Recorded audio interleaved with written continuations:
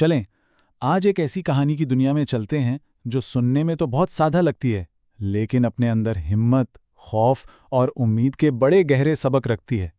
ये कहानी दरअसल उस बारे में है कि कैसे कभी-कभी हमारे सबसे बड़े डर के पीछे एक बिल्कुल गैर मुतवक्का सच्चाई छुपी होती है।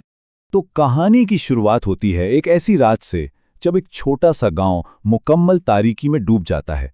हर तरफ बस एक गहरी, पुरअसरार खामोशी, और इसी खामोशी में हमारी कहानी का पहला बाब खुलता है।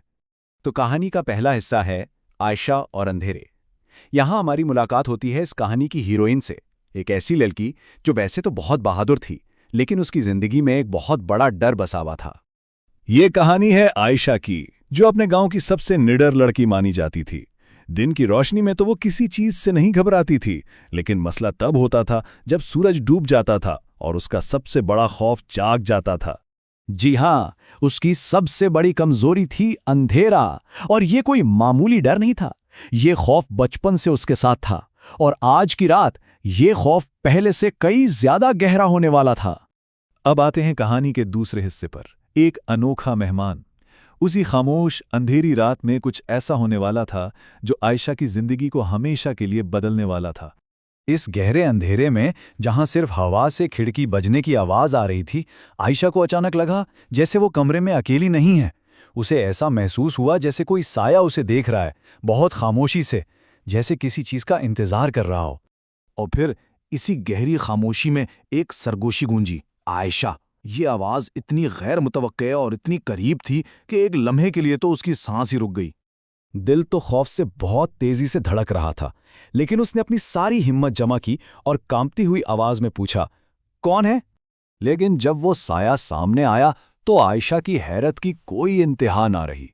वो कोई डरावनी बला या खौफनाक मखलूक नहीं थी, बल्कि एक बहुत ही उदास और बेबस वजूद था।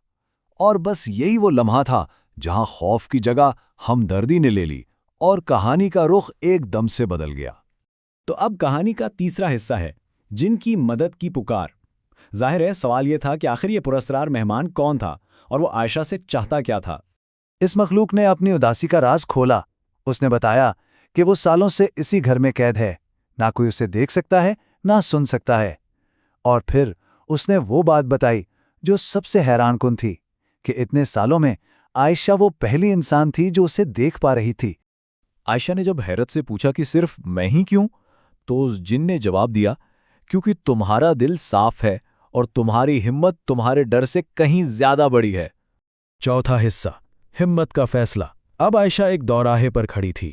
एक तरफ उसका अपना जिंदगी भर का डर था और दूसरी तरफ एक कैदी की मदद की पुकार। उसे एक फैसला करना था। जिन ने अपनी आज़ादी का जो रास्ता बताया, वो सुनने में हैरत अंगेज तौर पर बहुत ही सादा था। उसे बस सुबह की पहली किरण के साथ गांव के पुराने बरगद के दरख्त के पास जाना था और वहां खड़े होकर एक छोटी सी दुआ पढ़नी थी। ये सुनने के बाद आयशा ने अपना फैसला कर लिया था। उसने वो पूरी रात उसी अंधेरे कमरे में गुजारी, लेकिन अब वो अंधेरा उसे डरावना नहीं लग रहा था, क्योंकि उसके दिल में अब एक मकसद की रोशनी जल रही थी। और अब कहानी का आखिरी हिस्सा, आज़ादी का नया सबक। तो चलें देखते हैं कि आयशा ने अपना वादा कैसे निभाया और इस सफर ने उसे क्या सिखाया। सुबह की पहली किरण फूटते ही आयशा उस पुराने बरगद के दरख्त के पास खड़ी थी। जैसे ही उसने दुआ के अल्फाज अदा किए, दरख्त से एक बहुत तेज रोशनी निकली और एक ठंडी सी हवा ने उसे अपने घेरे में ले लिया।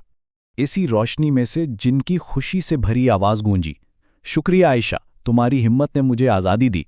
और इन अल्फाज के साथ ही वो रोशनी और आवाज दोनों गायब हो गए। इस एक रात के तजुर्बे ने आयशा को हमेशा के लिए बदल कर रख दिया था। उस दिन के बाद उसे फिर कभी भी अंधेरे से डर नहीं लगा।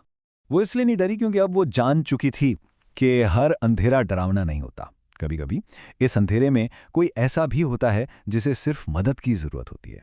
ये कहानी जाते जाते एक सवाल छोड़ जाती है कि जिन अंधेरों से हम सब डरते हैं, क्या पता उनके पीछे कोई ऐसी कहानी छुपी हो जिसे समझने के लिए सिर्फ थोड़ी सी हिम्मत और हमदर्दी की जरूरत हो। सवाल यह है कि हमारे अपने अंधेरों में क्या छुपा है।